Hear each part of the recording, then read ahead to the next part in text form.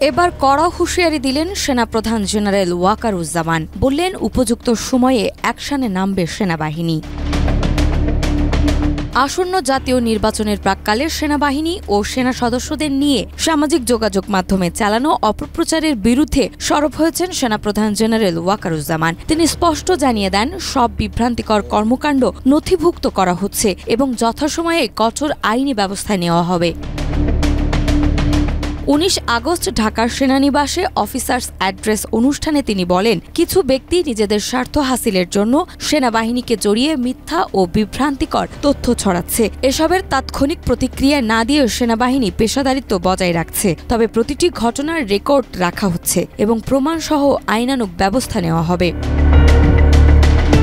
সেনাপ্রধান আরও বলেন, প্রচলিত সেনা আইন অনুযায়ী সব অপরাধের বিচার হবে, কিন্তু অপর্যাপ্ত প্রমাণের ভিত্তিতে তাড়াহুড়ো করে রায় দেওয়া কোনোভাবেই সমীচীন নয়। সেনা সদস্যদের উদ্দেশ্যে তিনি সতর্কবার্তা দিয়ে বলেন, দেশের মানুষ এখনো তোমাদের দিকে তাকিয়ে আছে, তোমরাই দেশের ভবিষ্যৎ। তাই দেশপ্রেমে উদ্বুদ্ধ থাকতে হবে এবং বাহিনীর চেইন অব কমান্ড অক্ষুণ্ণ রাখতে হবে।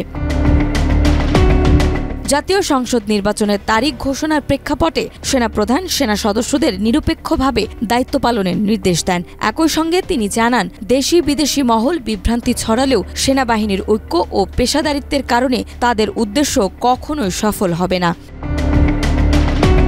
নাজমা, মাই টিভি।